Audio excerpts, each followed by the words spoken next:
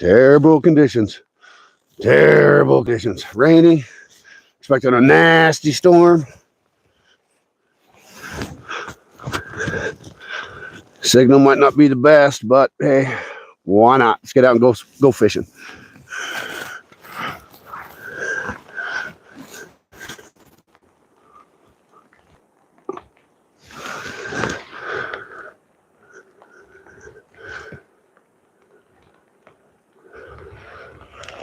All right, all right, all right.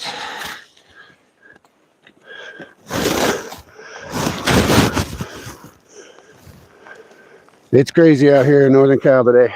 Got a massive storm coming through.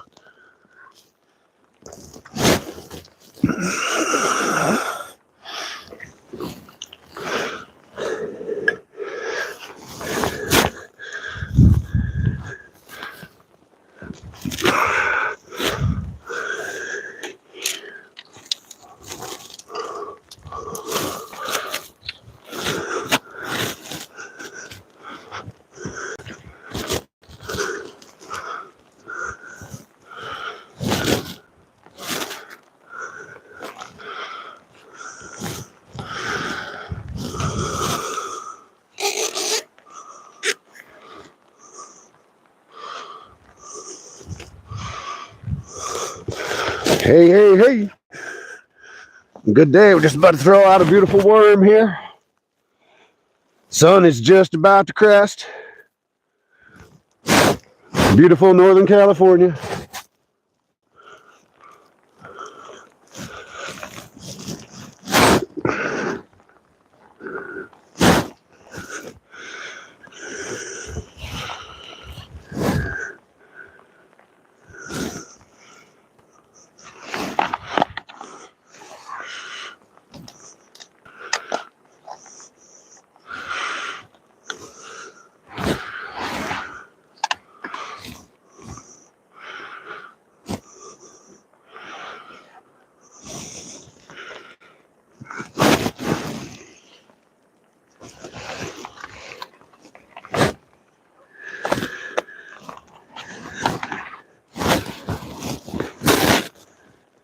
All the fishies. Beautiful land. All the gorgeous fishies. Fishies I like to come. Please do, guys. Oh, thank you. Hey, hey, hey. A beautiful day out here. Northern California. Midst of a nasty storm. Supposed to get upwards of 20 inches of snow today.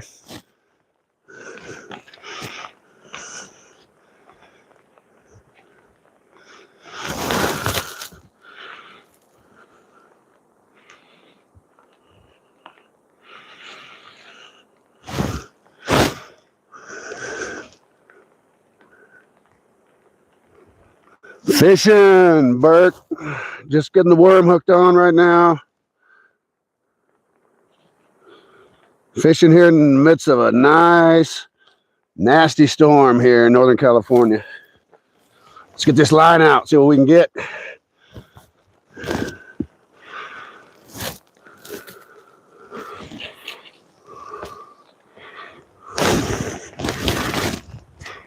Sun's just coming up.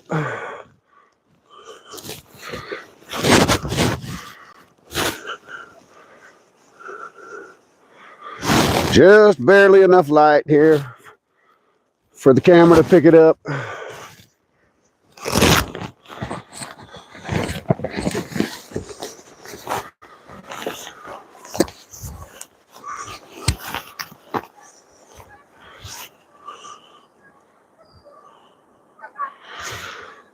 Come on, fishies. We're trying to fish for giant trout.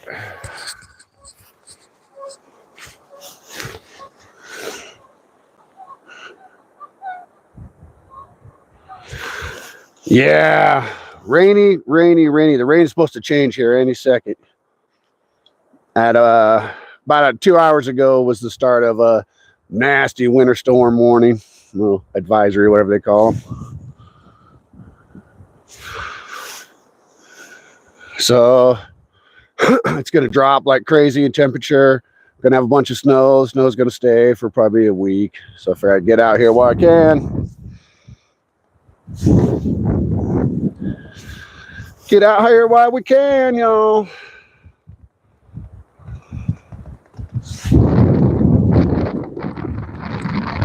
Might be a little bit windy. It might blow my camera around a little bit. Sorry if there's any shakiness.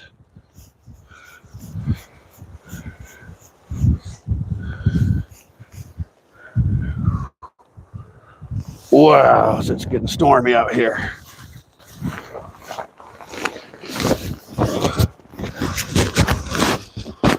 Now out here in the Pacific Northwest, it doesn't matter. When we want to fish for steelhead or salmon, we just gear up.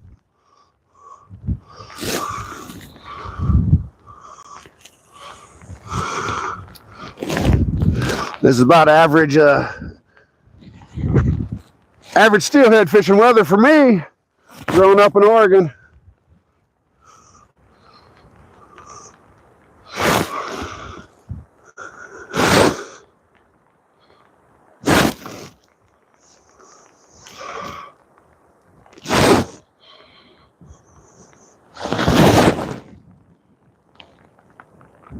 Hey, Lou. Hope y'all are doing well. Oh, we got a fish, guys. We got us a fish already. Oh, we got a jumper. We got us a jumper. Oh, yeah. We got us a little fishy.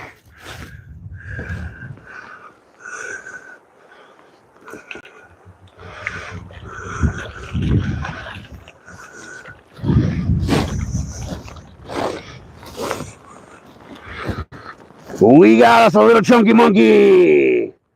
Big old chunky, probably 15-inch trout.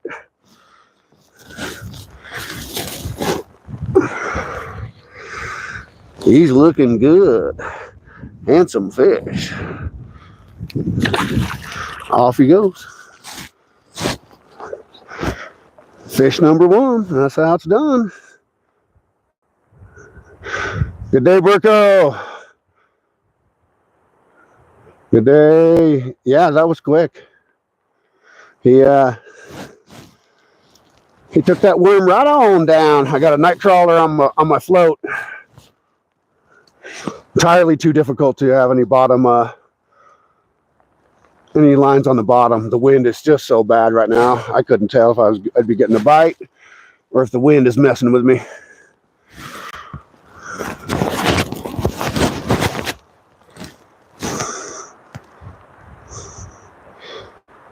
Hey, thanks, Burko. Been doing any fishing, Burko?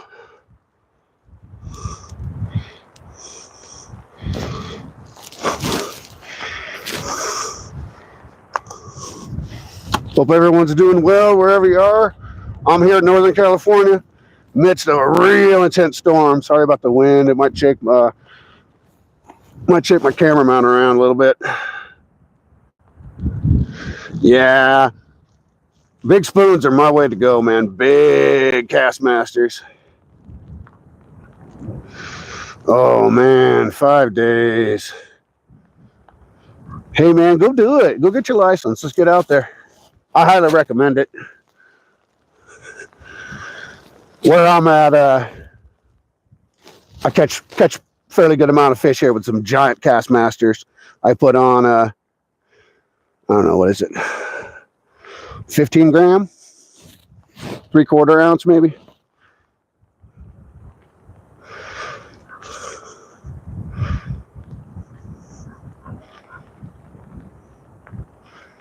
Nice, man.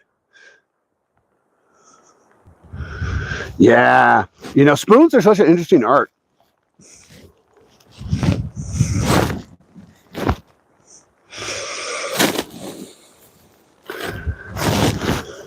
I know a buddy out here actually makes his own, and so he'll just take an old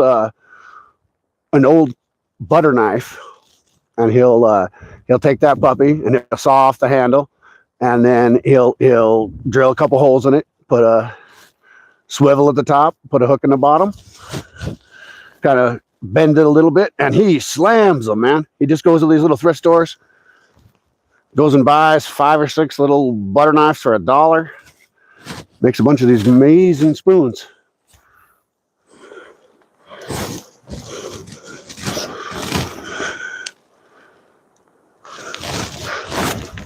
Come on, fishies. It's supposed to start snowing any second on us here.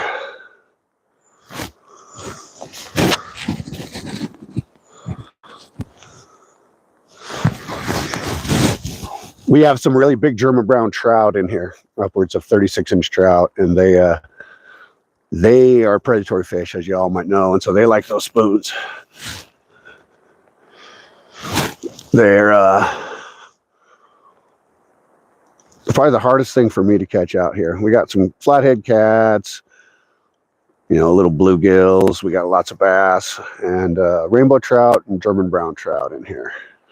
No brooks, no cutthroat. Oh, we got no fish. Wow, this fish isn't happy. Oh, he's not happy. Wow, he's a jumper. Whoa, hopefully you guys see him. Look at him. Hopefully you guys are seeing that. He's a stunt man.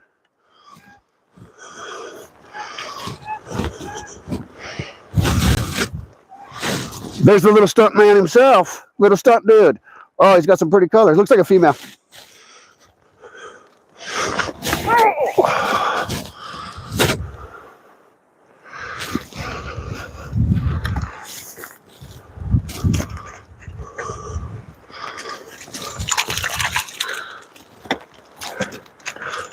Come on, fishy. Let's get this release done.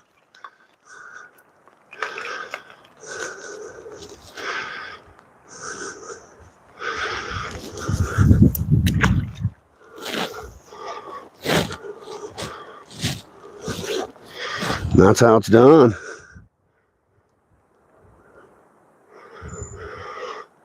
Yeah, brown, rainbow. That's what we got. We got a few lakes up the way that have brookies.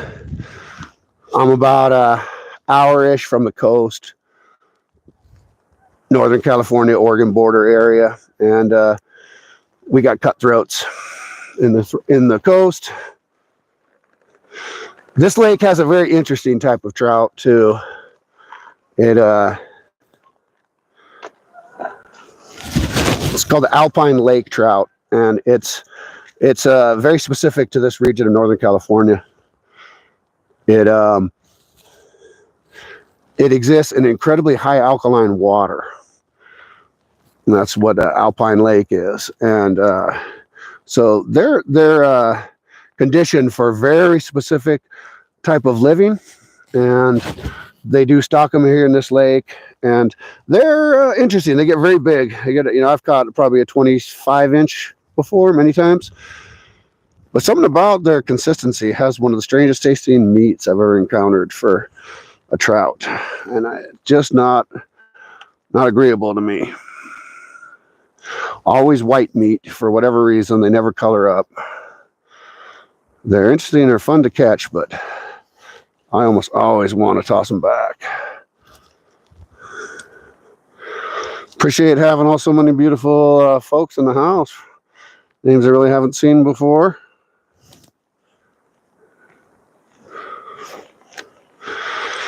Had to redo my hook on that one. That kind of messed me up. So, time to get another worm on. And then let's see what we can get. And the light's finally here. Any of you trout fishermen know trout are super active in the morning. So I have this kind of golden window, hour and a half, where I can get a fair amount of action. And then it slows down like you wouldn't believe. You just kind of get lucky. Frenchie! Morning. Let's come on. Ooh, come on. Let's see what we can get, y'all. Let's get a big one.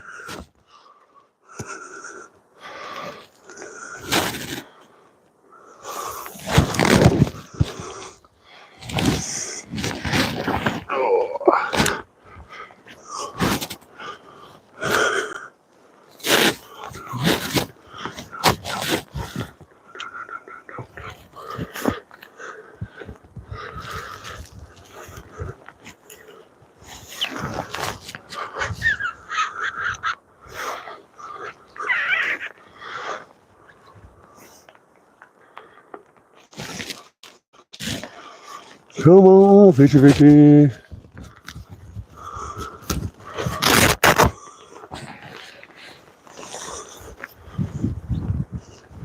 The storm keeps messing with me. Keeps bringing in massive wind and rain. I'll get freezing. I'll have to put on my extra hat, and then I'll sit here, catch a fish, and I get super hot.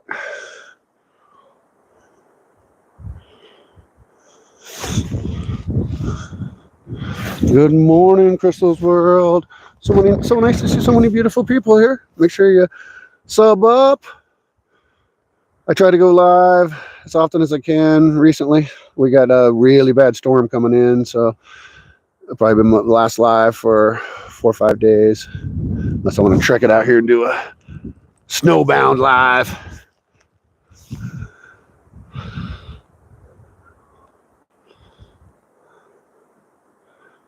So you guys probably get to watch the storm transition. It's supposed to switch from rain to snow here any minute.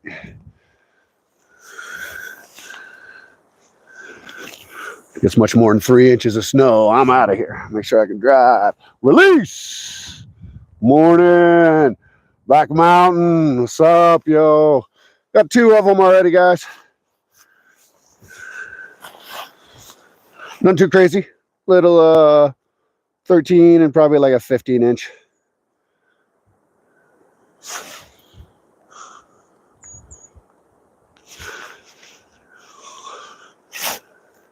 Yeah, it was nice. It was good right away. Wham, bam. There's some monsters out here, though. That's the tough part, is they'll stock them with these. You know, they're beautiful fish to catch, but they're little 13 to 15-inch. And these guys are so hungry that they tend to attack the bait real fast. Don't wait for those big ones to get them. Heck yeah, Burgo.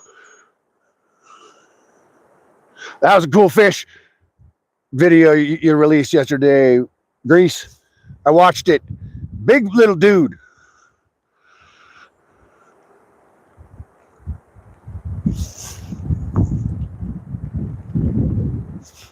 Night crawlers. Night crawlers out today. Oh, man, here comes that storm again. Can hear that wind blowing.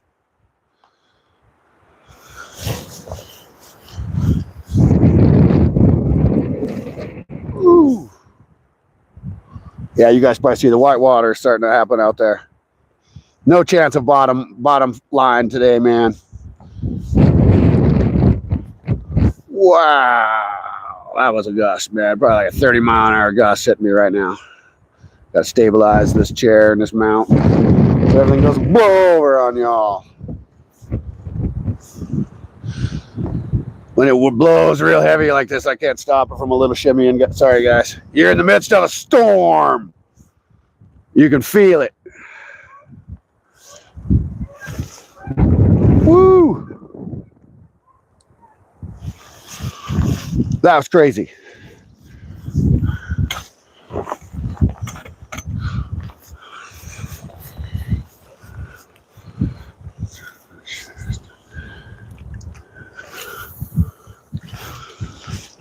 Wow.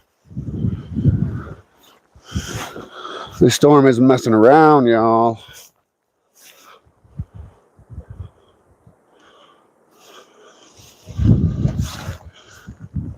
I get much more about 3 or 4 inches of snow on the ground. It'll be tough. I got a real nice 4x4, but I got a good hill I got to climb to get out of here. So I'm like, all right, snow, what you gonna do?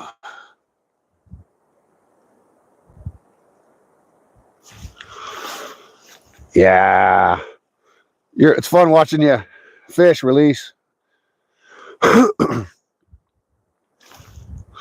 guys catch so many different fish than I catch. I'm out here in like trout, salmon, steelhead. We got bass and small catfish, but not like you guys. I watch these Texas guys. I watch these Pennsylvania guys. You guys are slamming catfish that are just huge.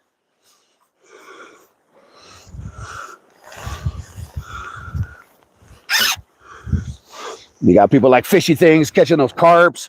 MVP was catching these massive carps the other week.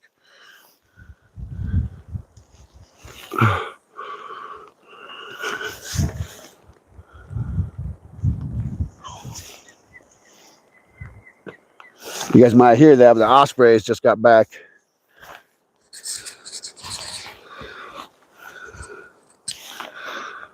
We got these beautiful migrating ospreys.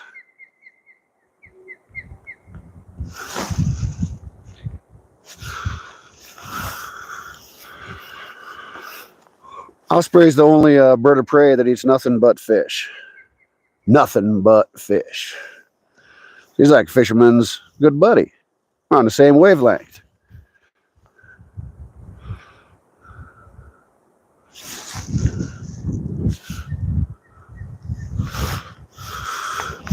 Whoa.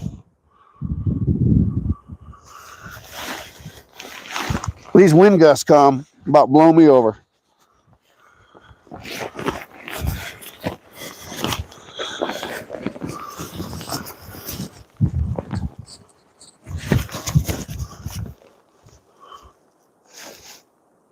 Getting a bite. Bobber went down.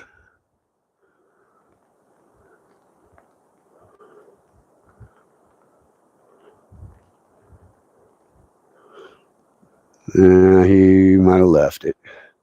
Or he stripped my worm, one of the two.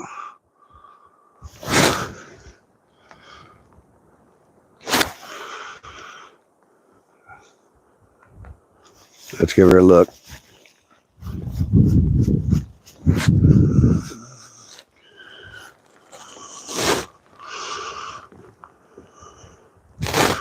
Worm's still good.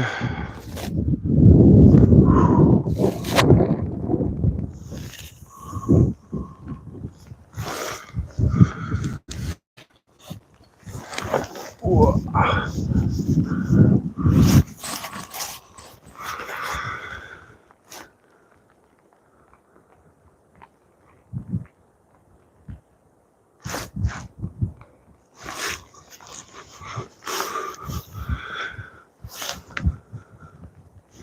I enjoy just sitting out in a nice rainy storm.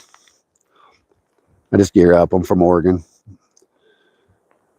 We had philosophies out there, you know, just tough up. Just get some gear, get some Gore-Tex, get whatever you can, get your butt outside.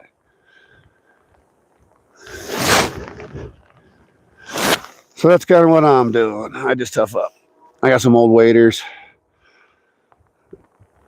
I got a serious rain jacket on. I got a heated jacket underneath that.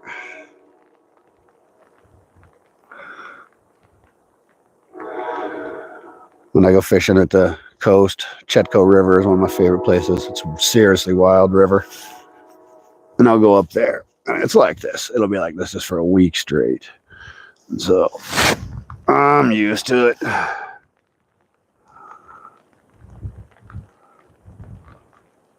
Yeah. Seriously, man. You should be able to totally feel it. Florida. How beautiful. How beautiful. Yeah, it was, what did it say, 37 degrees, and then that wind chill. And I'm layered up like you wouldn't believe. And it gets not too cold, but sideways wind's kind of hard. Sideways rain, I mean, it's kind of hard to deal with.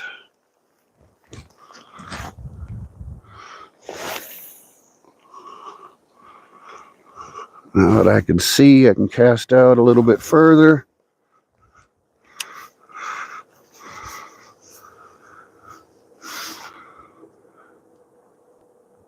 Yeah, I watched a bunch of Florida fishermen catching all kinds of different stuff, man. I don't fish the ocean really here very often. I fish for salmon and steelheads at the ocean and the inlets and things like that, but I don't really go out into the ocean or fish jetties or anything like that. And we have a lot of rockfish, halibut, some sea bass, sea trout. We got, you know, a few different kinds of tuna. We sure don't have a lot of those interesting fish I see you guys catching. Homestead, hey, hey, hey. Come on, fishes.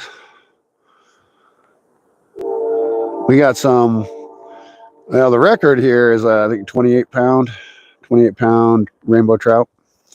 So there's been many trout in the 20-pound range that have been caught Oh, we got the sea otter or lake otter, river otter. They just moved in about a year and a half ago, and looks like he's gonna come over and say hi. He's right behind this little tree stump right here. I saw just the one pop by. I think he scouted. There's I think he came from the river because this thing dams up, and then right after that is Sacramento River, start of the Sacramento River. So I wonder if that's where he came from, because I watched him. He just popped up here, and then he popped up with a mate. This year, I've seen multiple of them. It's great to see the otter.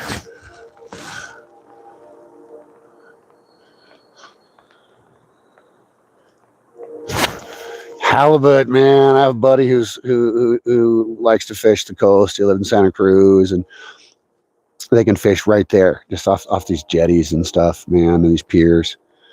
And he got about a 70-pounder.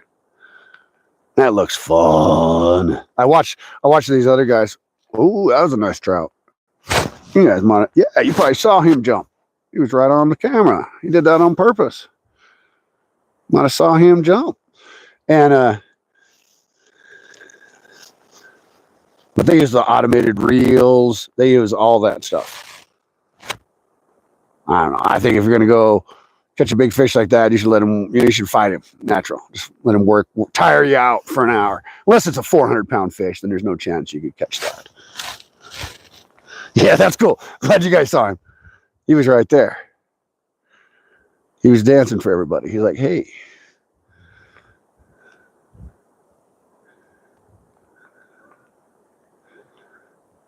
That's the thing here, as I try to fish close in to begin with. Fish nice and close in, catch those guys like him to begin with, so that if they get startled, spooked, freaked out when I catch him, all the other fish around are gonna like, man, something's weird is up. So then I catch the close ones in, then I go a little further out, then a little further out, that way. A lot of people, you watch them come to a place like this, and they cast 80% across that water, whee, way over there. And then, if they do get lucky and catch something, all the fish in between way over there and here get spooked because they saw you pulling this other fish by the lip.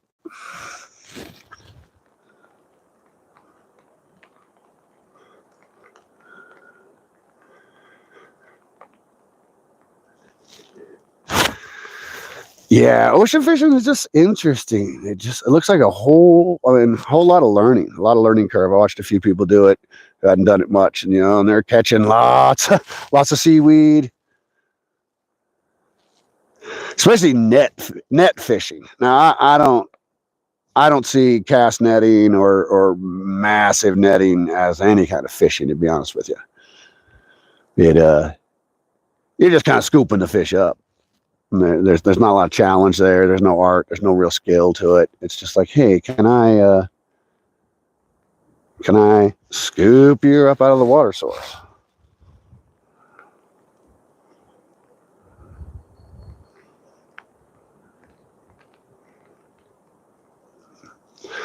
Hey, Oso, good morning. I would think so. I wouldn't think it would be any. I mean, isn't that part of the joy? The enjoyment of going out there to catch something big is to reel it in and tire yourself out. I mean, we can automate so many systems in this world nowadays that kind of just takes the joy out of the experience. When we catch these salmon, they're upwards of 75-pound salmon up here in about an hour from me at the Rogue River, and you're in for sometimes an hour fight when you get one of those guys on. And the way it is with the river like that, you got this really fast moving river. And so the current is, pretty intense. And sometimes it's like 12, 15 feet deep. And so these giant salmon or steelhead, whatever, they go down to the bottom. And so then they got that current that's kind of like pushing at them. And so not only are you pulling the 50 or 70-pound fish, but you're fighting it against this current. They know what they're doing, and they'll just sit down there in the fast moving part of the current, not the mellowed out little swimming hole kind of aspect.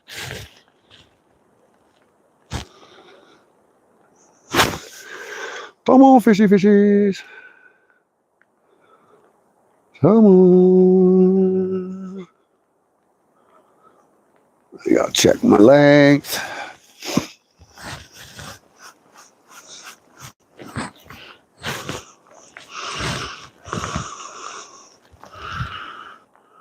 Oh, that's really good.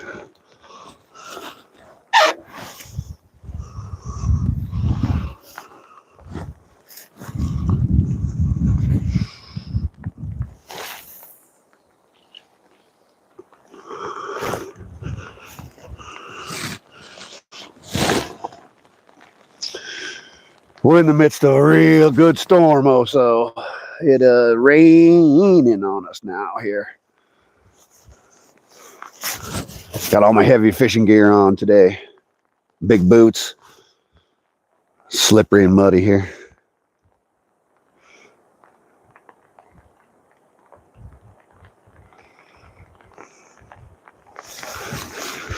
I figured some of y'all would enjoy just watching the storm. I sure do sometimes. Like I said, I just like being out here. Growing up in Portland, Oregon, it rained a lot. And it wasn't the amount of rain. I was surprised to learn that like Washington, D.C. Chicago had way more rain than Portland ever did. Chaos. Good morning. Man, there's a big fish jumping over there. I walked around yesterday, fished a few different spots, try and check out the other side over there. It's terrible. There's no bank. It's just steep, as you guys can see. When this lake drops across the way, you got this little 10-foot of straight down, and you can walk it. You know, you can dig yourself a foothold and find somewhere to sit, but zero chance of bringing anything with you that needs to be balanced or stabilized.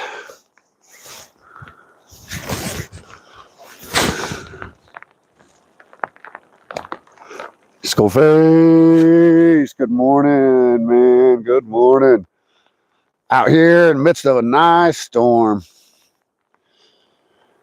I think we got 2-3 fish, something like that already. Usually how it happens at very, very, very first light. And so after you trout fish long enough, you get to understand how they work. And they're not always just a hungry fish that will eat 24 hours a day. They're not predatory like bass that'll just bite because they're mad. Around here, they're very, very specific. They are first light kind of fish. That's how I've caught probably 90% of the fish here. Just like such that you still got your headlight on. Sweet, yeah. I hit that notification, Skullface. I'm excited, mate. Get my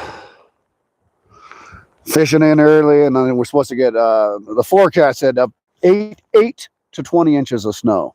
So we'll see how that goes, but feels like it could be that kind of day today. So I got plenty of firewood in the house. Just ride it out. That's about all we can do. You know, you got to go shovel every so often, because anything more than about a foot of snow becomes difficult. And then you got to go. Sorry, jumping fish got me. Then you got to go shovel that out. If you're a fool and you wait till there's 3 feet of snow on the ground and you go to shovel that, then you're in for a lot of work and some back-breaking amount of snow in each shovel.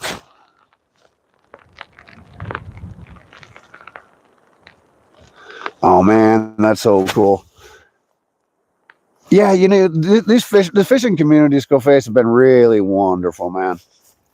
It's probably 90% of the reason I even did a YouTube channel was I just started hanging out in these chat rooms. Everyone is just so absolutely amazing, man. Brother like fishy things, you know, he started suggesting, he's like, check out Oso. And I was like, huh, all right. And so you get to experience like different people's take on the world and on similar viewpoints you may have. So it was cool like that to expand. There's a lot of gamers. We're watching a guy Washington Fishing Adventures maybe the other day, and he's playing guitar. Young gentleman. And it was just fun watching him learn and just sit there and play. And I'm 53 years old, and I've been playing music my whole life. So I'm a singer.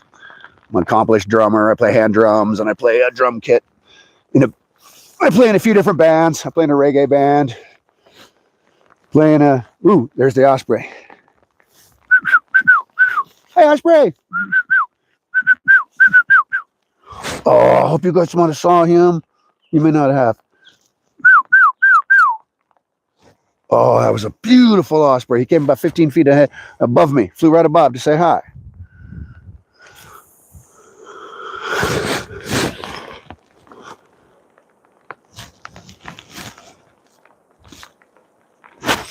Yeah, fishy is so great, man. And so the community has just been really nice, man. Just so welcoming, so wonderful. I live in just a beautiful little stretch of paradise here in Northern California, the town of Mount Shasta. If y'all are ever free, come up, travel, visit Mount Shasta. It's a really amazing place. It's a tourism-based town. So we always welcome tourism. I know a lot of store owners. And it's just a beautiful place to be. Heck yeah, Charles.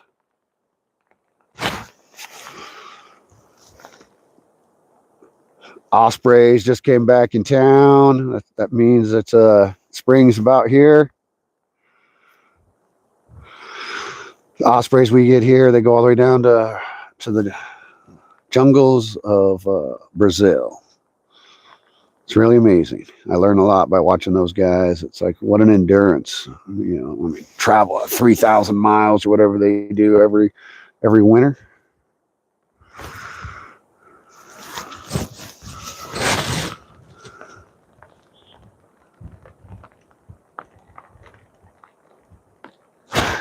Yeah, chaos. it's just great. I've had hit and miss experiences in real life with fishermen. I'll have a buddy or something like that, and we're great fishermen and we enjoy ourselves. But the fishermen around me can, like I say, can be really hit and miss. A lot of them are for some reason, maybe they just weren't taught to kind of like leave no trace. But it seems like it's a very common trait for a lot of fishermen up here to just leave a big mess, a whole lot of line, their beer cans, cigarette butts, bottle caps, you name it.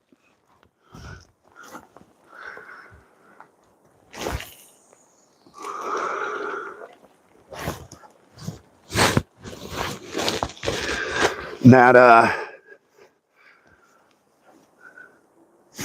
tends to cause a lot of problems with the authorities, because after a while, it's the mess that tends to bother them. I used to ride my off-road motorcycle in Portland all the time. Growing up, we had all these beautiful places you could just go 10 minutes away from town and ride. Just small little areas that they were next to railroad tracks and stuff like that were meant for expansion if they ever needed to. But there's so much illegal dumping that happened that they blocked all access. And so as a youngster, I was looking forward to growing up and riding and taking my boys there to ride. And it ended up being where I had to travel, an hour away from town to go to any nature just to ride anymore.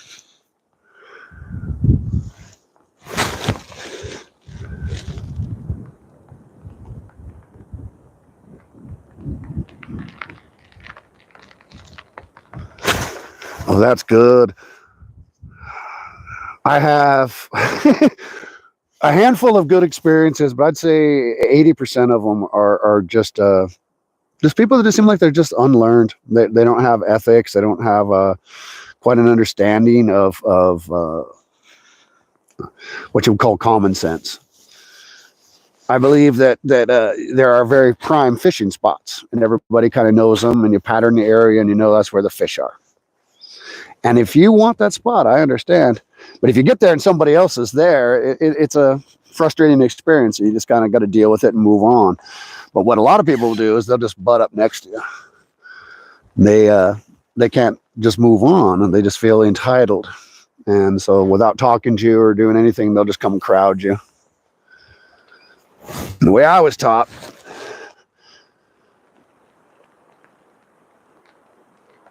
oh yeah, exactly. Minnesota, how beautiful. The way I was taught, if you're going to do that and you really want to fish next to somebody like that, then you just go up and start a conversation, ask them how the fishing is, and then you gently ask them, hey, this looks really nice. I was thinking about throwing in here. Do you think that'd be all right?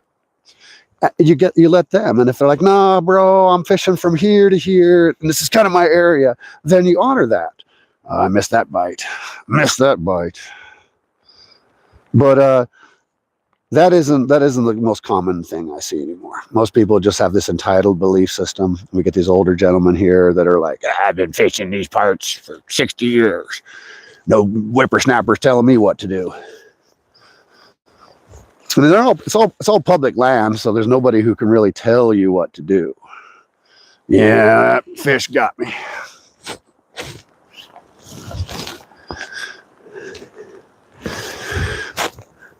Yeah, that fish took that worm right off. So I love couple of these spots up in Oregon. I mean, I could go up there, probably get decent signal too, and we get like 20-pound Chinook, about 15-pound coho salmon that are in there. I've caught about a 12-pound, 12-pound steelheads there, but I'll have to deal with these, doesn't matter, rain or shine. I'll have to deal with a dozen of these older guys who, for me, they take the fun out of the fishing. So the way I look at it, there's plenty of spots to go fishing, so I come to somewhere like this.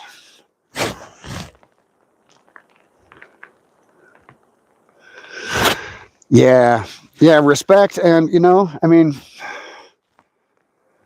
it's kind of, you have to learn to be able to accept disappointment. That's a part of it, because you get out there, you head out 7 in the morning, you got it in mind, you're going to go to your favorite fishing spot. You get there and somebody else is there, and that's disappointing. And you express it, and that's why a good fisherman has 3 or 4 spots. And he has an A plan, B, C, D, whatever. We got a place called Churn Creek, and at the end of April is when we can fish our creeks and rivers. And I made the mistake about 3 years ago. I was like, I think I'll head out there on opening day. And there's about a 5-mile stretch of this beautiful creek that you can fish. And I hadn't seen more trucks on that stretch of road ever. Every single pull-off had 3 or 4 pickups in it. I had to drive and drive and drive just to find a single pull-off. I probably saw like 40 or 50 trucks. Every single fishable spot had 3 or 4 fishermen in it. And I just didn't know it was like that. And it's about an hour away for me. And so I know my buddies, when they fish the piers and the jetties, I mean, it's crowded. He tells me about it. It's butt to butt. And I'm like, wow. I fish in such a different reality up here, where usually I'm the only guy. And that's what I prefer.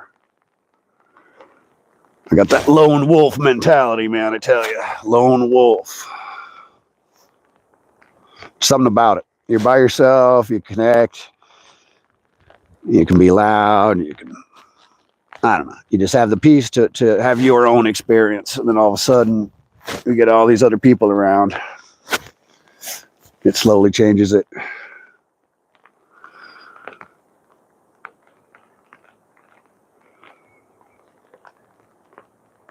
The wind dies down consistently. I'm going to throw in on the bottom here.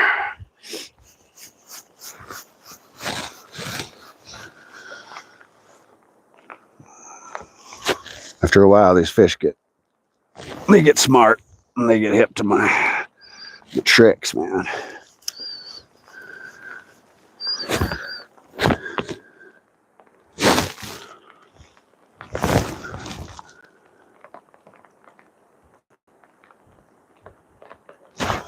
Yeah, the shoulder to shoulder is tough. Where we go up for these giant salmon on the Rogue River, it's we're doing a style of fishing with with a bead and a weight. And so it's a fast moving river.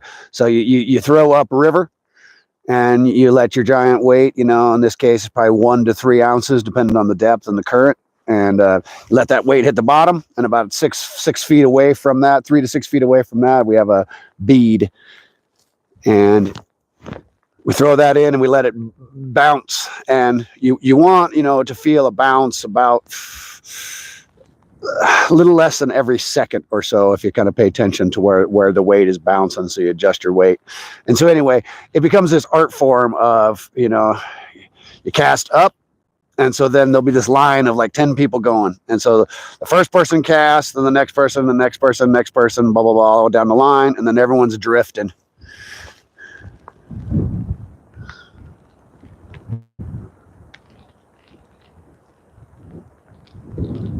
Exactly. Oh, that sounds beautiful, man. So that way it's kind of fun, but it's we're all relying on everyone else's art form and skill in fishing. And I was up there a couple years back fishing, and we had a gal at the very end of the thing who just didn't know how to fish that way.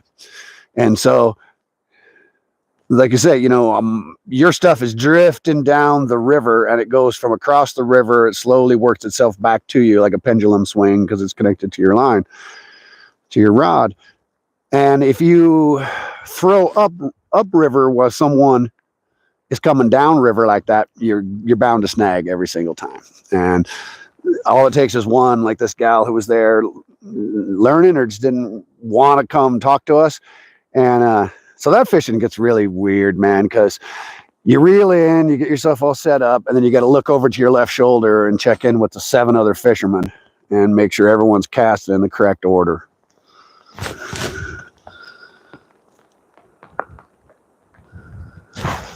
Never caught perch? I think so. Pike? No. That's one that's definitely on my be fun to catch list.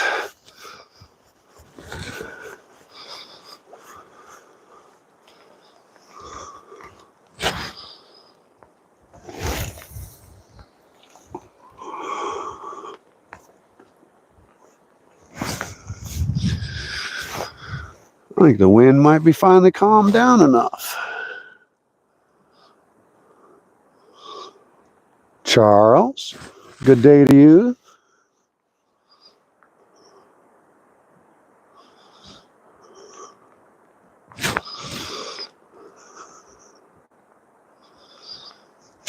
Yeah, I'm gonna try. Why not? The least I can do is try.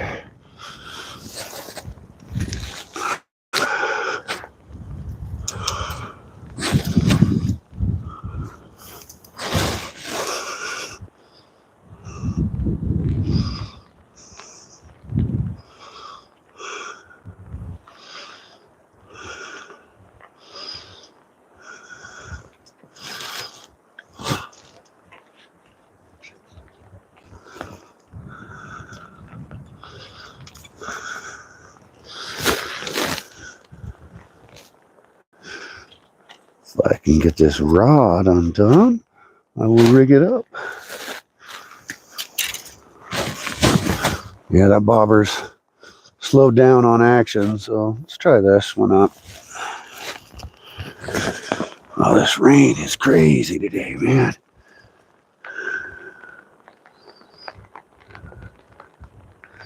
Ooh, does sound like a lot of fun. My dad moved to a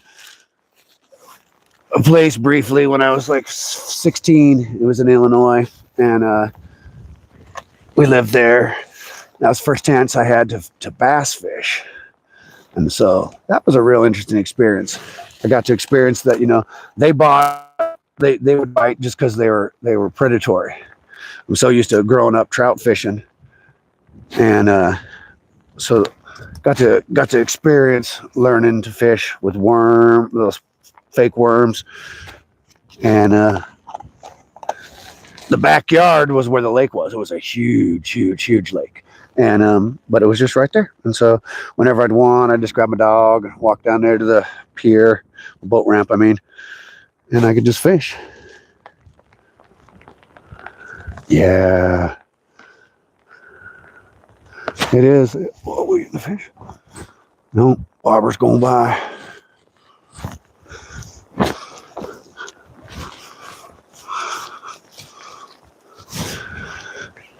Yeah, I feel that chaos, especially those big fish, man. Like when I'm standing out in the river and I got my waders on and I'm out there in 2 feet of water and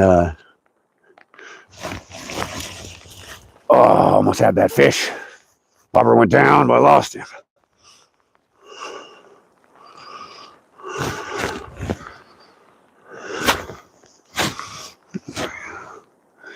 So yeah, when I'm standing out there in that river and I get into one of those 20-pound salmon, it's like my heart starts racing like you wouldn't believe. And I start getting real excited and like the adrenaline rush is just flowing. And usually I have a tape in my head that I always go through depending on which species I'm getting. So we got to play a salmon a little bit different than we play a steelhead. And so that's been the difficult part for me sometimes is I forget. I get so excited. I'm just like, all right, let's get him in. And you can't really hog some of those big ones in, man, because I said they'll just drop down by that current, and then there's just no getting them out of there. And you'll break your line, and you got to gently pull those guys over. Yeah, that sounds good. And so, like I said, my heart's just racing. I'm usually the only person out there, so I got my net on the back of my waders, and so I'm rehearsing it. You know, I'm standing out there in the deep part of that river, and so I'm like, all right, let's work it in. Let's get in. Let's get in. Let's get in, and get him over to the bank where it's not so deep. And so, like I said, I got this tape, this whole little thing I'm rehearsing in my head of what I'm trying to do. There's nothing quite like it. I like it.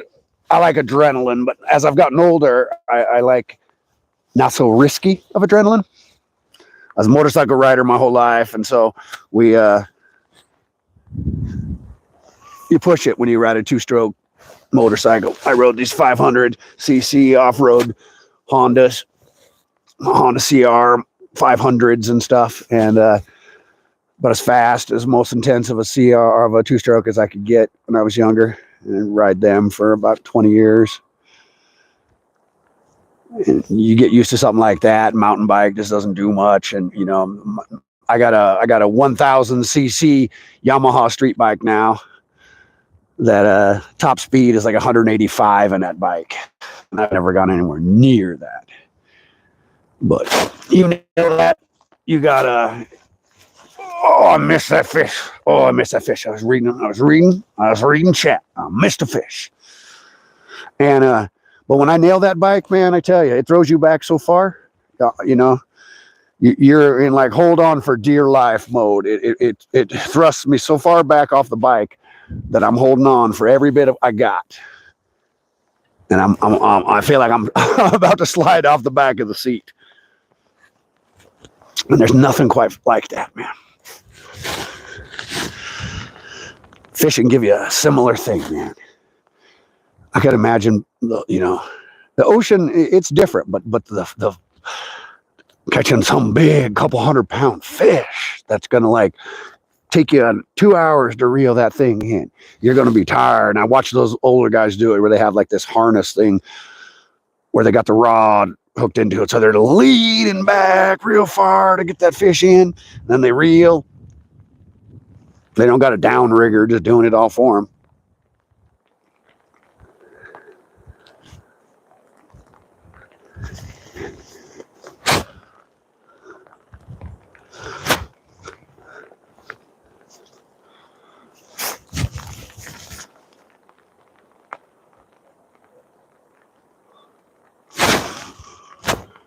All right, let me finish rigging up this other line, see what we can do.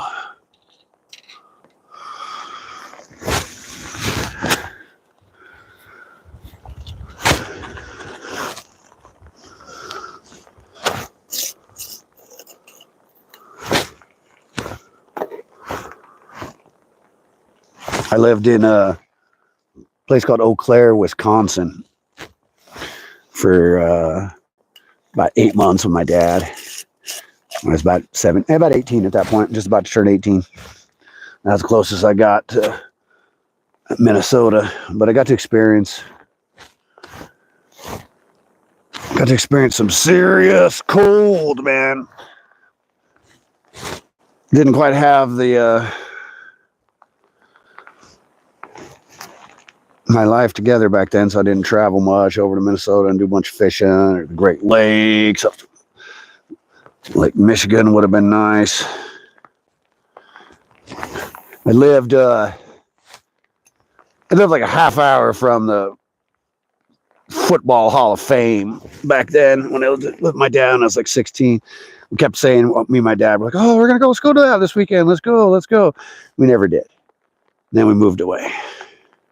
It's like we lived like 20 minutes from that thing, half hour from that. Should have went.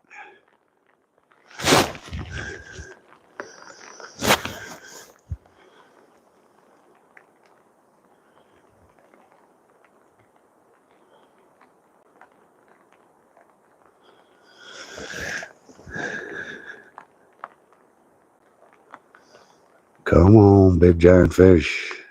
I missed those last 3 little bobber hits. It's interesting here. I found that if I put a small nub of a worm, just enough to cover the hook and have a little bit of the hook sitting out, which is really easy for me to actually set the hook, then a lot of the fish won't attack it. They'll just leave it alone. I have to dangle like half a worm from the bottom of the hook. And so these smart older fish, when they hit, they'll just bite that. They'll just bite the dangly part. They're not going to take the whole thing. The only time they seem to do that is like when they're really on the hungry side of life. And so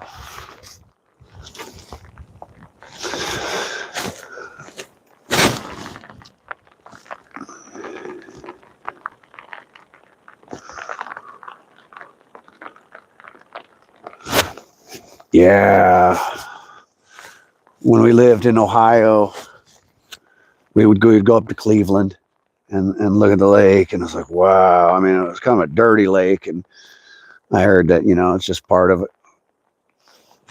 That part of the Great Lakes wasn't the cleanest of them all, but boy, the size, man. I'm an old folk music guy. Wreck-It Edmund Fitzgerald always stuck in my head too. Don't want to go out no lake, get your goomy.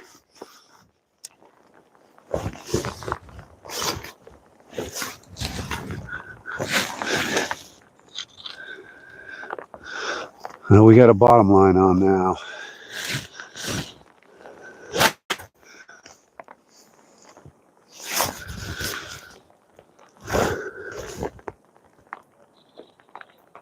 Takes about an hour like it has now. I'm soaked. Soaked to the bone, man.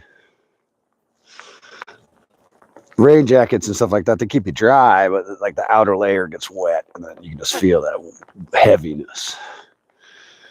And then you're like, oh, I got neoprene gloves on and stuff like that, and they do good.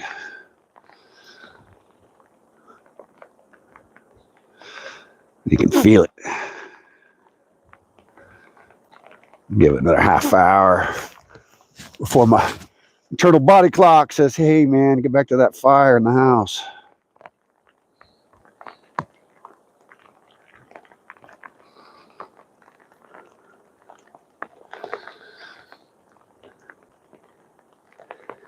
Ooh, just on a nice fish jump.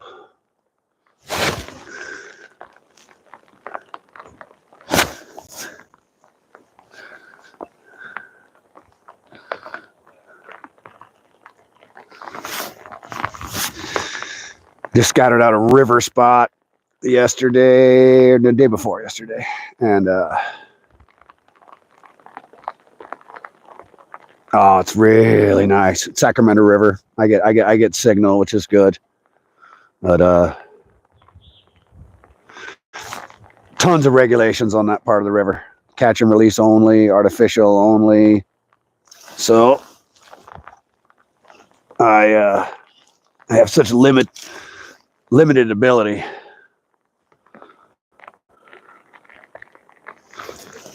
I know the fish would go crazy if I could put some bait out there. Whoa, that was a tank of a fish.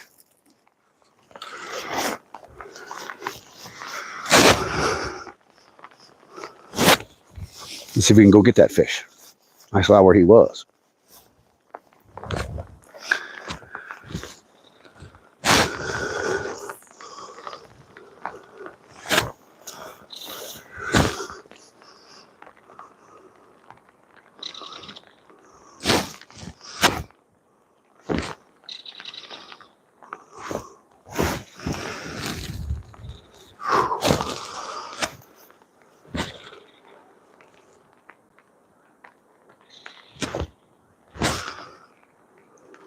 Yeah, so that spot I found over at the river, it looks great. I'm thinking about doing some good lives there, but if any of y'all ever fished wild rivers for trout, it's a really interesting experience. You talk about Snag Central, you got nothing but boulders. And if it isn't a rocky bottom, then you got tree branches, tree trunks and stuff everywhere.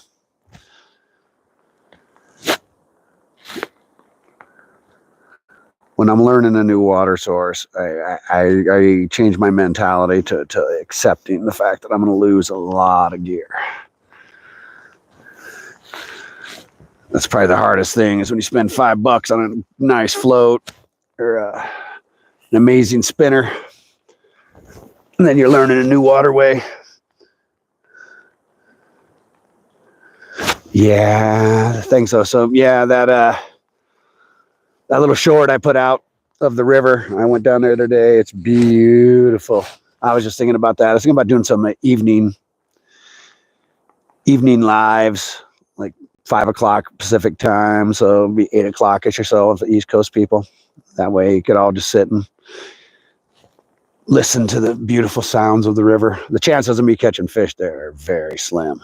I mean, if I caught a big trout on that river, I'd be really proud of myself, I tell you. I went and checked it out, and there's some good enough holes to fish, but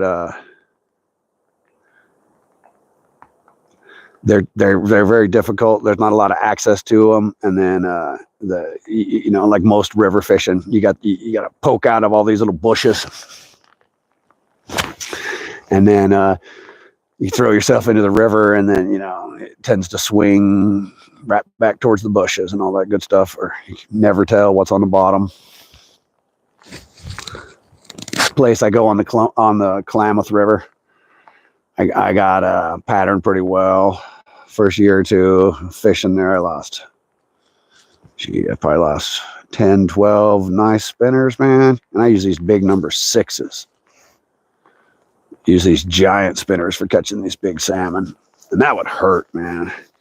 Like $7 every time I'd lose one of those. But after a while, you understand it. You've patterned it well enough. Mucky! Hey. Nice to see ya.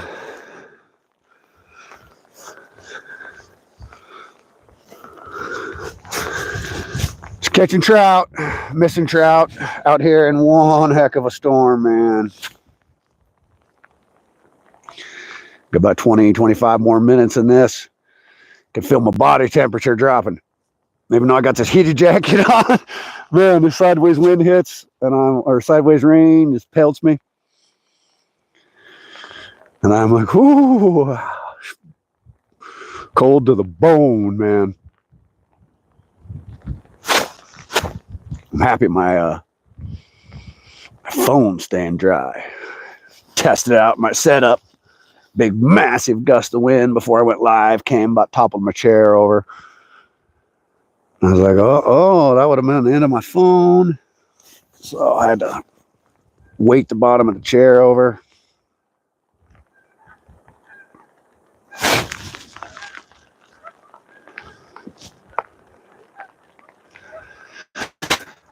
Fishing's been good. It's rough out here, man.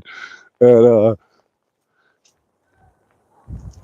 I think I've caught in like 3 or so.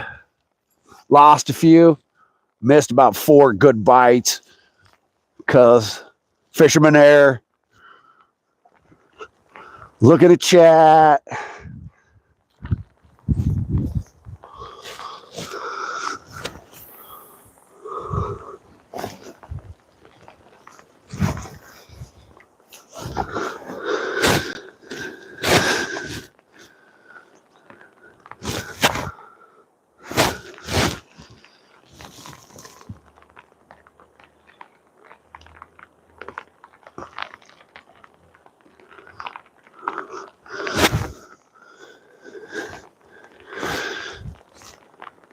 Yeah, I'm just going to hold this here rod.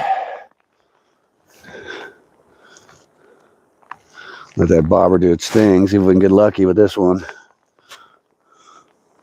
Uh-oh. Of course. Bobber started to do its thing, man.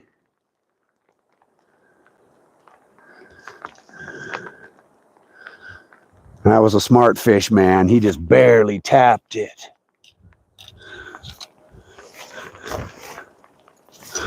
That's the kind of fish I want, man. Oh, come on, fishies. Let's get them.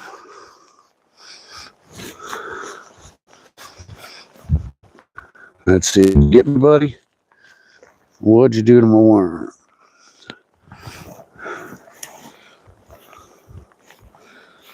Oh, he almost got that worm ripped off. It's about time for a new worm. This is terrible fishing conditions, man. This is about as bad as it gets. Whoa, whoa. Something nailed that. Yeah, I'm on, Mucky.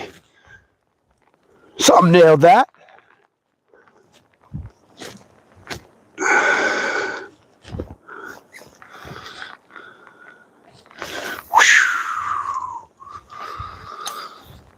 Come on, fishy fishies.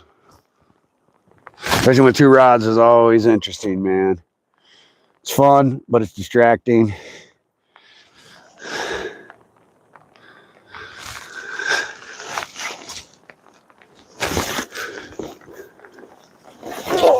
Oh, it's getting bad. It's getting muddy out here, man.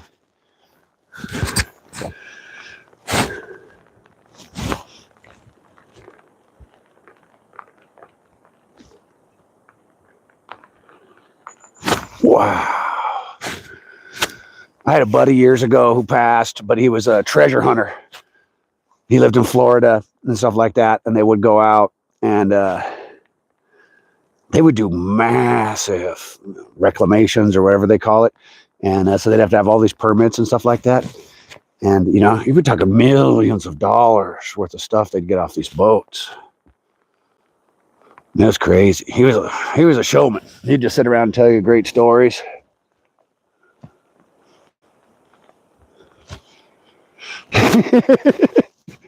Man, you're lucky, Buck. I got a beautiful fire going at home.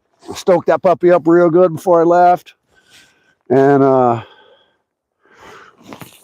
part of me sitting there feeling it. It's like, oh, you know that fire, that's doing good at home. I'm gonna put another worm on. I didn't like the look of that worm.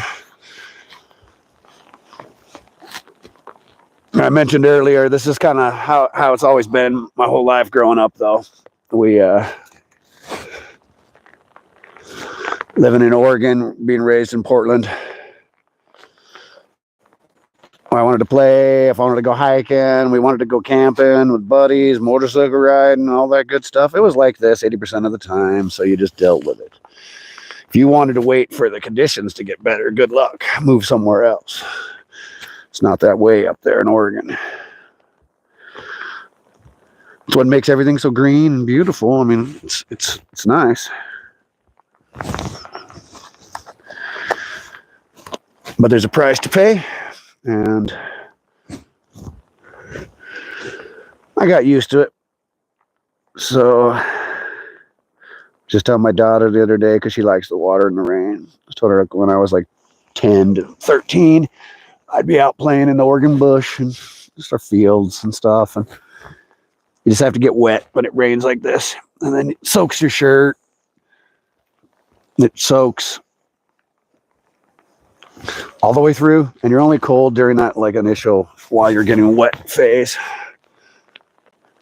Right touch. Hey, hey. Thanks for popping in. Catching trout. Just enjoying the weather. That was one thing. I wasn't guaranteed any trout, but I was guaranteed I could show you guys the storm.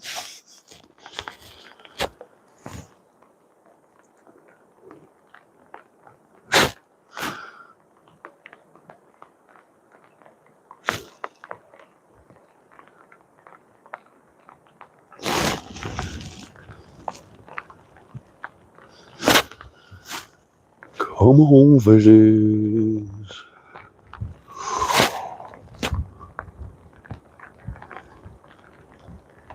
Wow. Wow. That's a serious gust.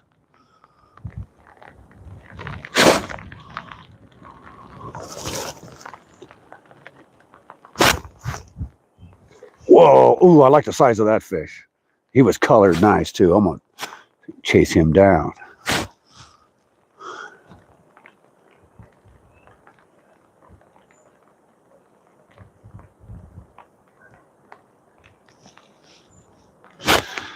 Heck yeah. Come on, fish. Someone's messing with it. Someone's messing with it.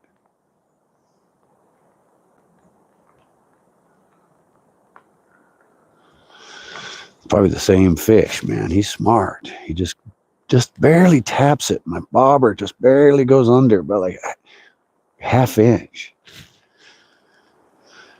That's the thing, is these trout start getting smarter. They don't want to get caught. Can always kind of tell when I've caught one for the first time. They freak out. They do the tail walk.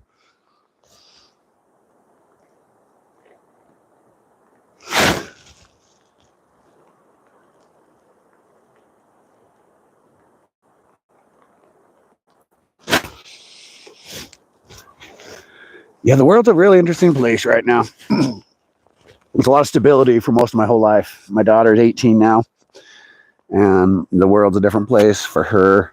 Looking at buying a home, look at it like how she can look at her future is much different than when I was young.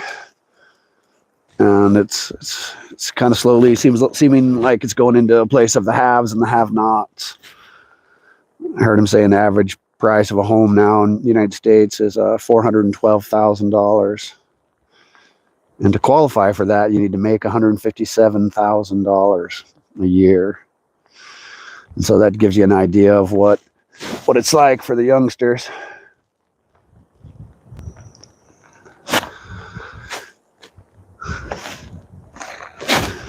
Wow.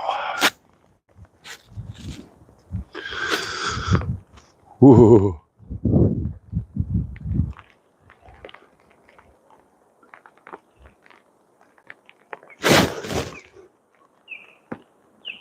Jack.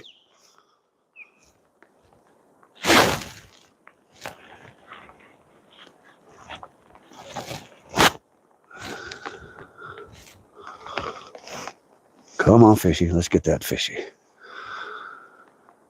See what else we can get. We've had a little slowdown. I've been missing these ones. It's different when you're I got a live going. I pay attention to chat at times, and I missed, I think, 2 good bites because I'm reading and looking over. I don't want to be constantly fishing, and I can't constantly look at chat.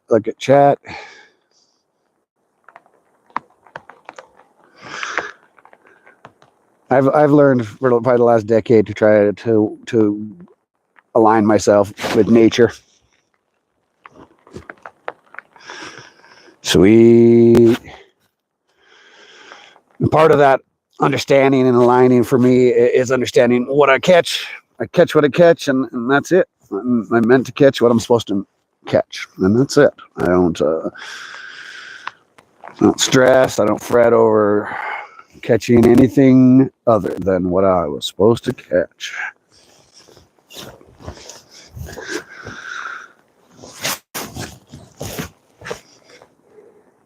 It's always a learning experience. When I don't catch anything, I figure out, all right, I learned what didn't work. I learned that there was no fish right there in that particular time of day. Last Sunday was strange.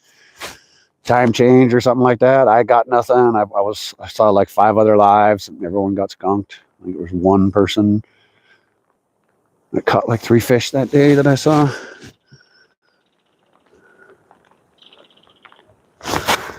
Where are you at, Jack? What state?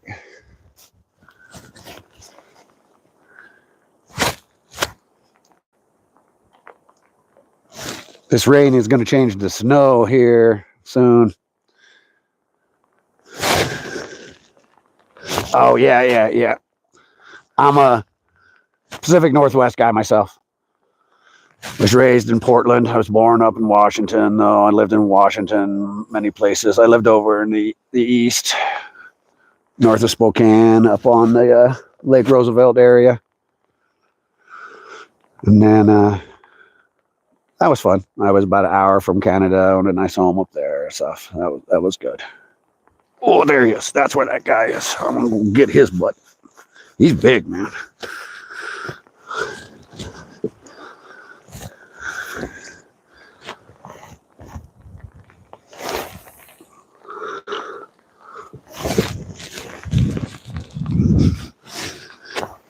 Used to go to a place called Long Beach, Washington.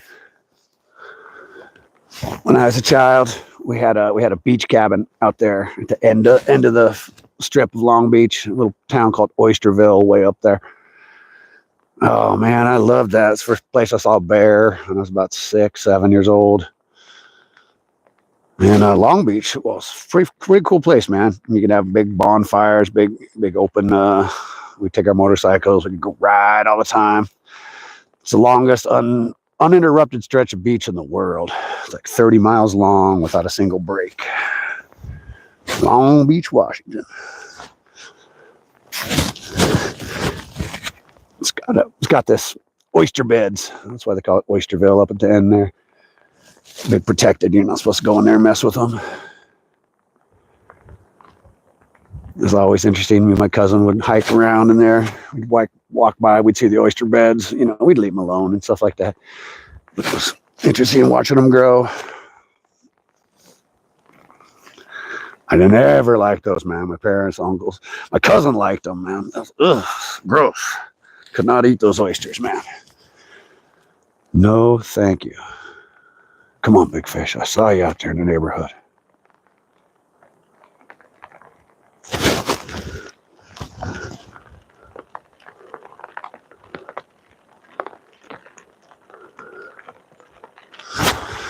Oh, nice. Yep. Go Tri-City vibes. I liked it out there. Since Oregon and Washington was pretty much stomping grounds. Did a lot of travel. Had friends that lived in Bellevue. Had friends that lived in Bellingham. I always go up and see shows. Saw a lot of shows, a lot of concerts in Tacoma, a lot of concerts in the Kingdome.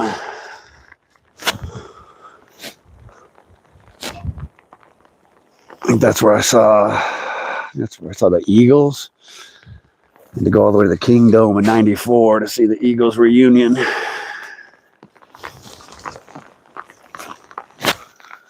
Someone might have messed with this line. That's the bad thing about all this nasty wind is I can't tell if I'm getting hit on this down line.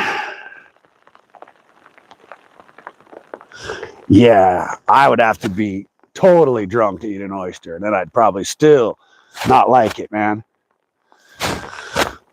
No, thank you. There's a lot of choices out there of what you could eat in this world, man. The oyster is like way down on the list. family at a family reunion once. My grandma cooked a gooey duck clam. That was one of the grossest things I ate, man. Maybe she overcooked that thing. I don't know what the deal was, but it tasted like I was just chewing on about 100 rubber bands all stuck together. There was, no matter how hard I would bite, that gooey duck just wouldn't go anywhere. It would just sit in my mouth for 10 minutes of chewing, and it's still as solid as when I first put it in my mouth. It was the grossest thing ever.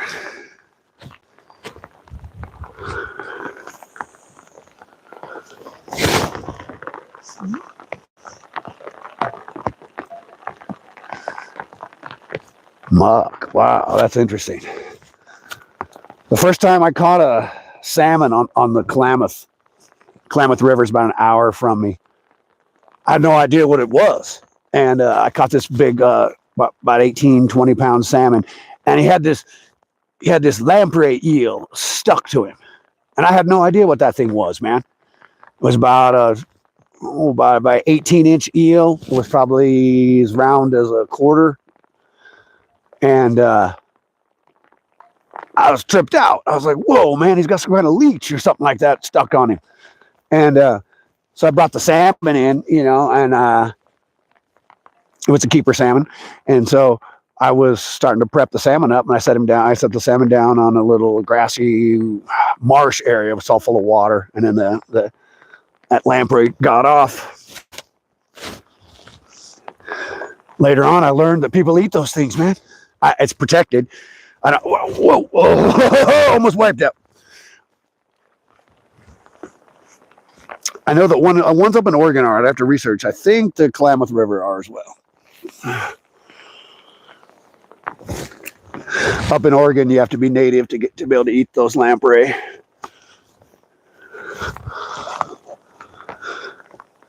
I've heard Jordan Carnegie talk about it, and he said that those lamprey, when they're smoked, they're good, like a pepperoni stick. It's kind of like what he described, like a Slim Jim, kind of greasy. Sound good? I'd give it a try.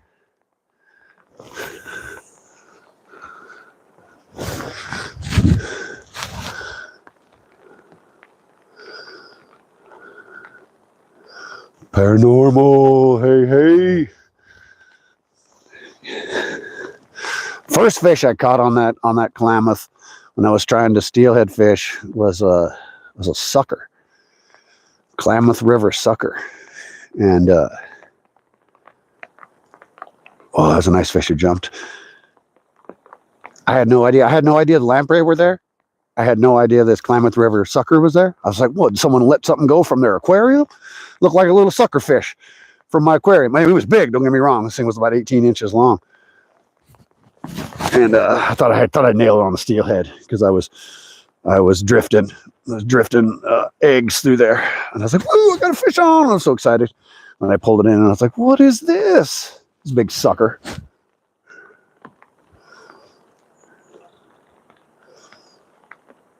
Ooh, that sounds nice, Jack.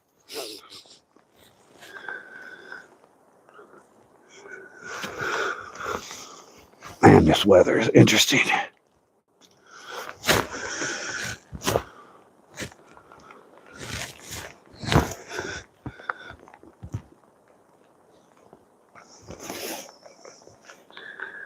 This reminds me of being at the coast, steelhead fishing.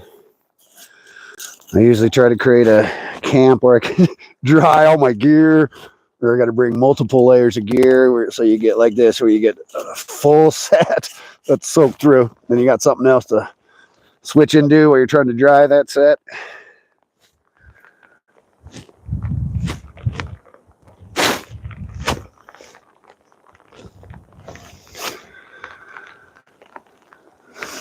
Come on, fishies. A few more minutes, man, and I'm out. I can feel the warmth of that fire back at home already, man. Calling my name.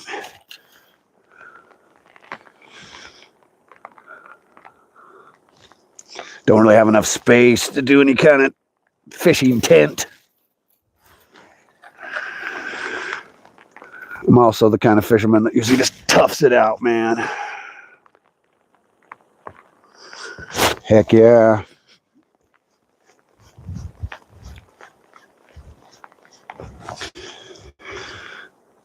The way the prices of things are going in the world right now,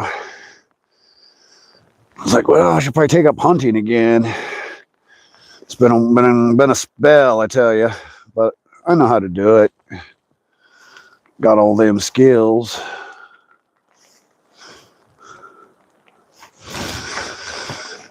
Make some good, I saw that fish. Make some good venison jerky. Venison sausage.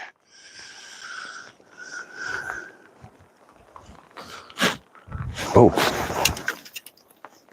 someone was playing with that.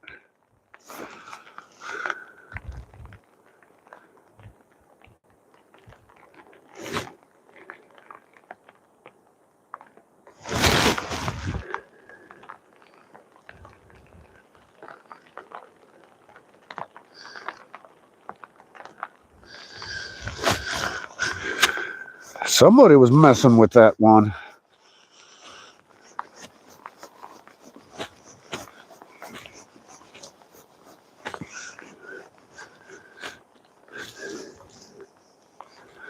We've got real nice bass in here. So they're going to start waking up soon. I usually do my best to try and target fish that I desire to eat. And bass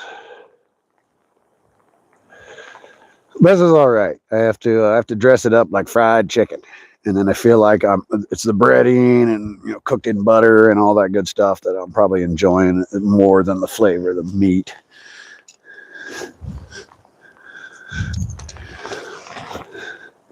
My daughter's the same kind of way. I'll make it for her the first of the season, and she'll be like, "Wow, this is so great! I love this bass." And then I'll get another one a month or so later, and then I'll ask her if she wants any, and she's like, "No, I think I'm all right."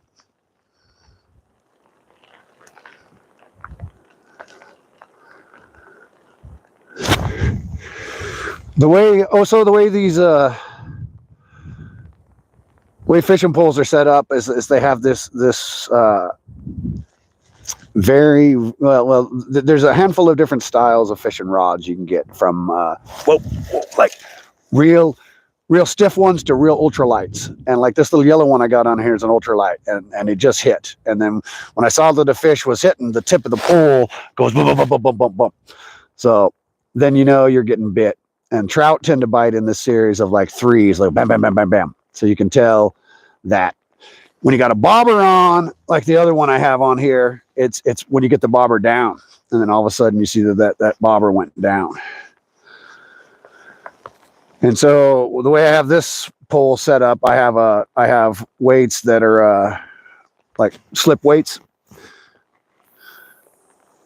So there's no resistance. So when the fish hits, it just pulls the line, and the weight stays on the ground. Fish are smart. If they feel that resistance and they go to hit, and they feel that there's something stopping that bait from coming to them, then they'll bail. They're not going to continue to bite. So if you have a system set up to where the weight, the actual amount that your weight that it weighs, sits on the bottom of the lake or river or whatever, and then when the fish bite, it's all on the action of the very tip of the rod. That's what we want.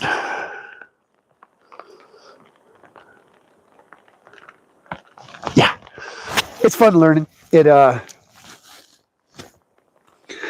That's probably the skill part that takes a while, is to learn how to get a good hook set. And I was watching Skipjack, Cindy, and I was watching those guys talk about how they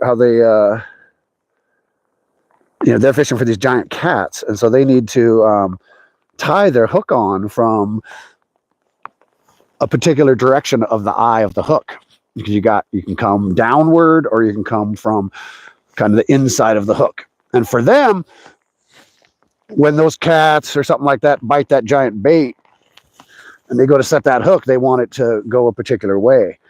So I found that very interesting. And we don't really run into that out here. I've never heard anybody have to talk about when it comes to salmon, steelhead, or trout, that your hook needs to be tied to your line from a particular side. So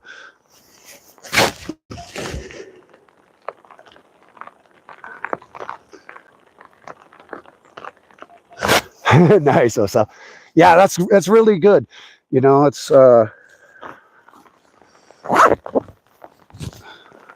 my dad taught me the basics of fishing, and then I started fishing again. You know, I took a long break in life because I was having kids and raising kids and just doing other things, and starting businesses. So I started getting back into fishing, you know, when COVID hit, and then I had to, you know, sit and learn.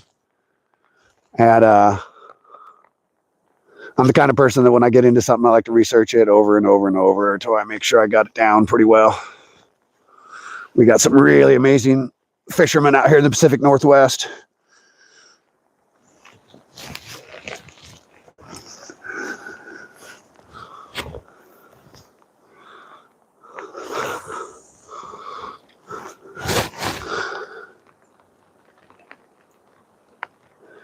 Now I'm fishing in a lake. It's almost a river, but it comes into the lake from right over there, and it comes and swirls around, and it goes right there to the big part of the lake. So this is the very beginning of the lake, and right now it's only about 6 feet deep out there where I'm fishing mostly. And so it's breeding season, and so the trout are coming in. They like to find these beautiful sandy bottoms. Nice little red. Oh, that was a nice fish back over there. I watched a chunker jump. He looked like he was about 20 inches. But he was at the whole other end of the lake.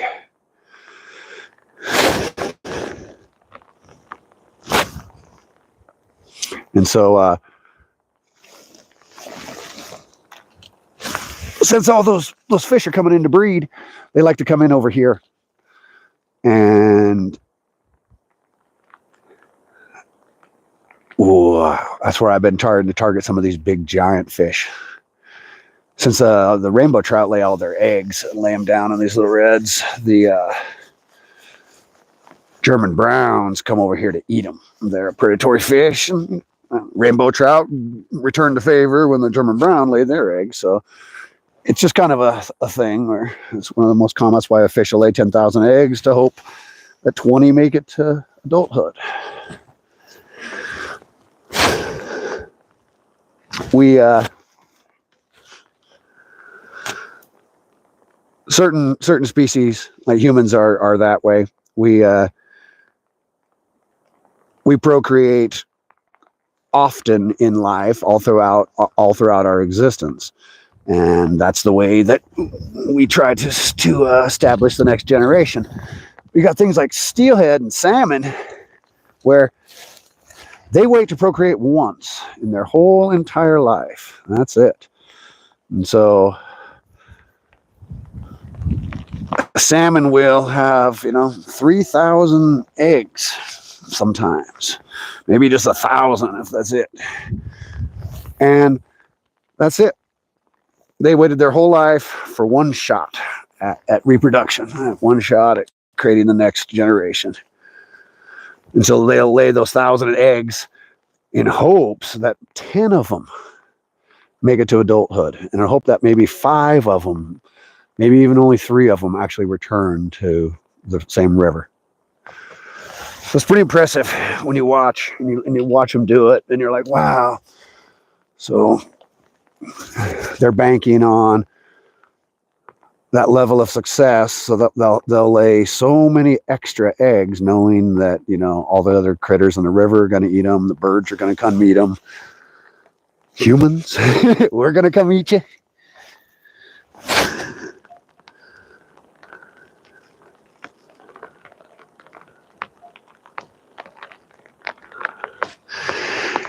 Yeah.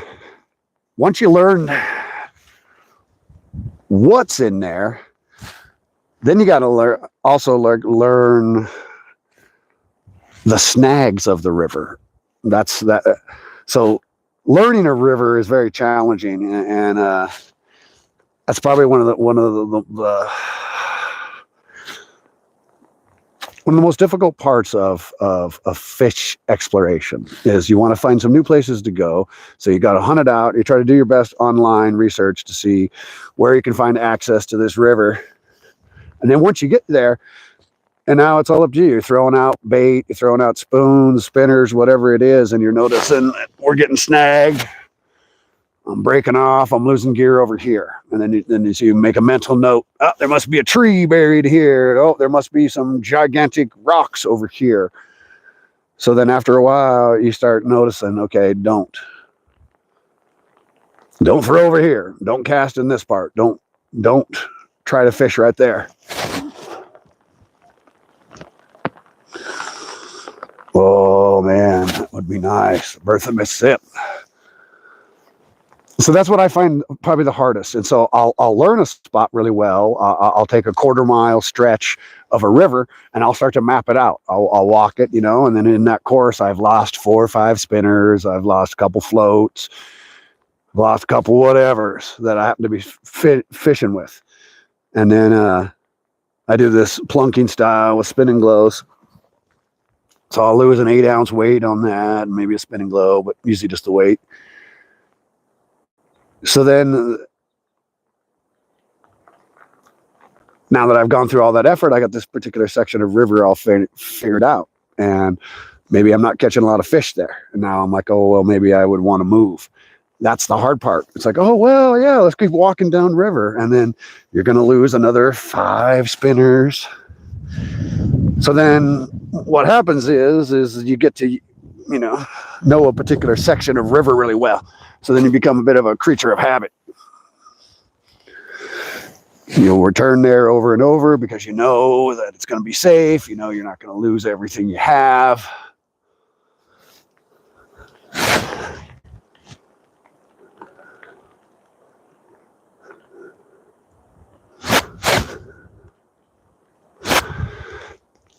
I fish all the time also. Yeah, I fish almost every day. And the winter's a little bit more challenging. I'm only 5 minutes from home, so this is easy for me. And this is like pretty good fishing. And then from about an hour to 4 hours away is usually the furthest I travel to go to the Chetco. And I got to go up to Oregon and do all that. And I got to get these out of residence licenses, and it ends up costing me. By the time I get my salmon steelhead tag and then all these weird endorsements they make you do in Oregon, cost me about $200 to get a non-resident license, have salmon tags and everything. So this year I've been debating whether I wanted to get up there and do it again. So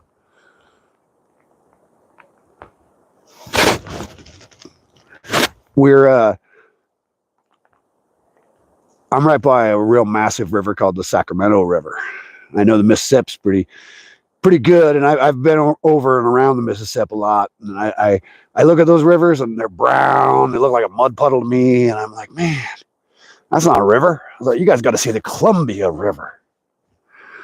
The mouth of the Columbia River is, I think, 2 miles across. It's huge. Most all of the Columbia River is at least a half mile across. Most, sometimes it's a mile across. And so I grew up on that river, and it's clear. It's beautiful. It's got that, dark green river look to it. I saw the Mississippi and I saw the Missouri River, and I was like, you guys call this a river? You call this the biggest river? I was like, we got you beat with our Columbia. Columbia is probably 2, 3 times as wide, but you guys got more length on the Mississippi. Come on, fish. And so I'm by the Sacramento River. I'm at the headwaters of the Sacramento. I did a short the other day of being on the river, and it's about 1 mile, 2 miles from the actual very, very beginning.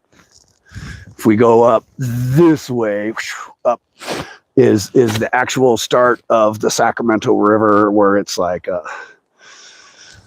2 inches of water, and it's like a creek, and then it starts working itself down. And there's a place called Gumboot Lake up there.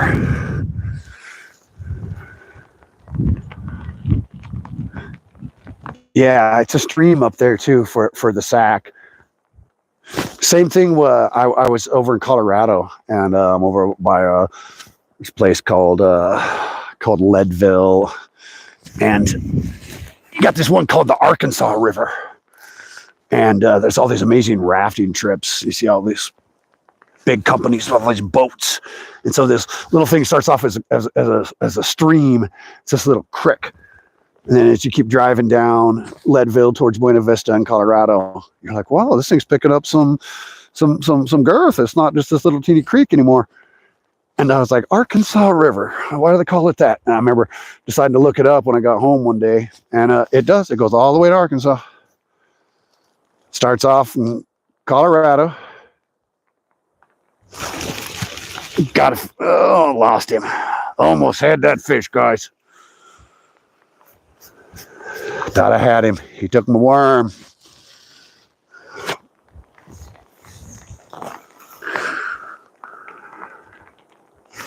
Thought I had that guy. Thought I felt some resistance. Right back out, man. Let's get him.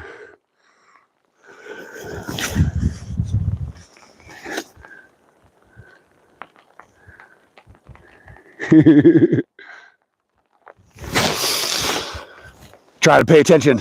Get a fish. Get you one last fish. And I gotta get myself out of here, man.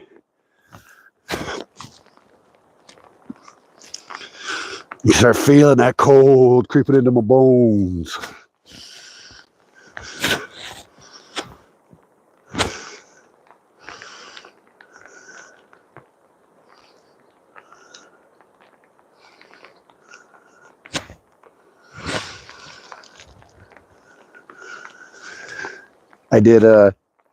I'm Lakota.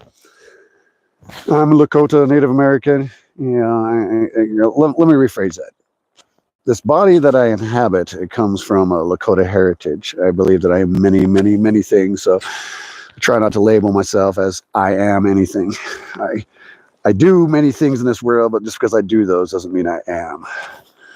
But being of Lakota heritage, done a lot of ceremony over time, and we've done these getting hit on this, done these water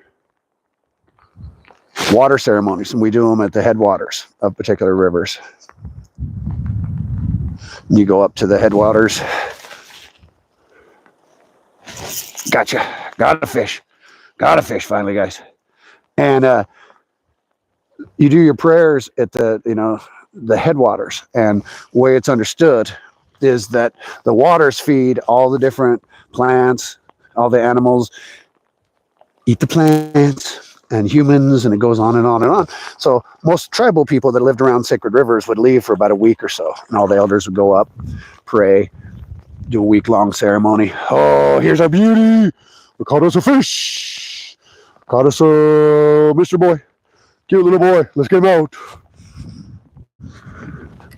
And so the reason that they would do those ceremonies, river ceremonies, is they're trying to bless the water and to imbue it with all their prayers, send the prayers down the river to all the beautiful things, all the fish, all the animals, all the things that are going to eat and be connected. And so the tribes people, the Paiute, for example, were really strong at doing that. They would go take a week, and if you were young, you may ask your grandma, you're like, oh, why have all the elders left? And she would tell you, oh, they're doing a water ceremony, and it's really beautiful things to be part of. We we do them at the headwaters, and your intention is to bless all the beautiful things that are going to be connected to that water.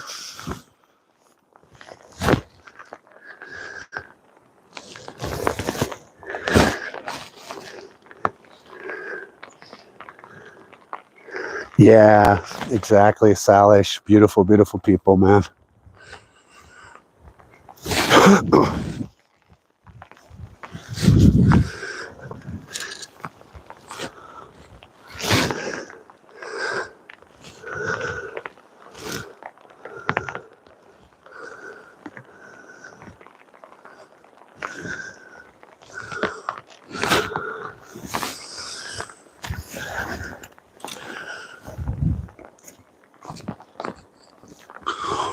Whoa. All right, all you beautiful people.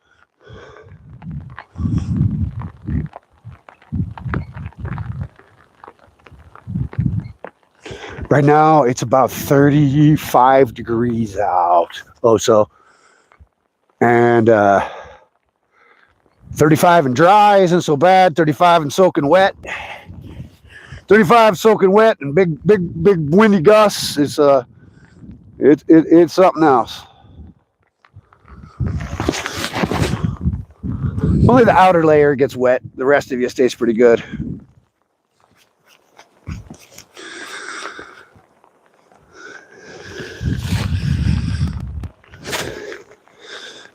Yeah, the Ojibwa, beautiful. I don't know too much about them. The reservation life is interesting nowadays.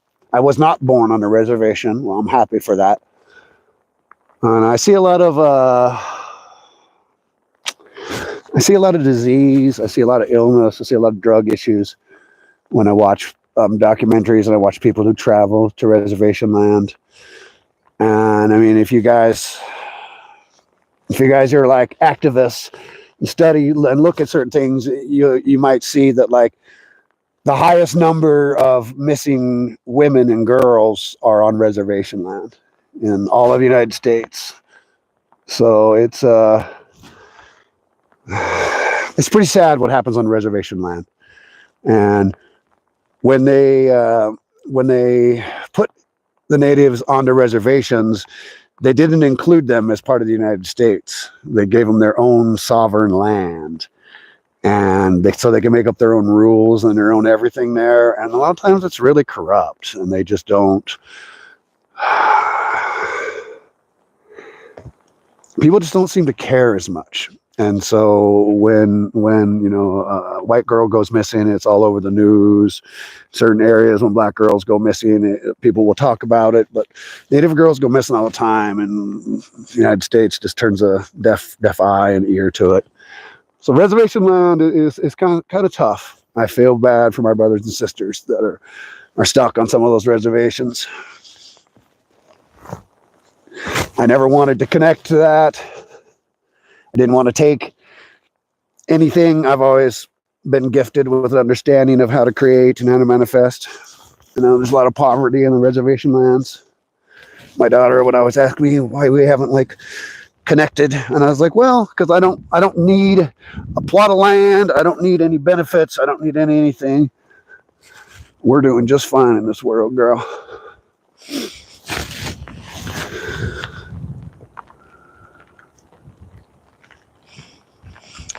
Yeah, that's the truth, Chaos. It's been a tough one. A lot of cultures dying, and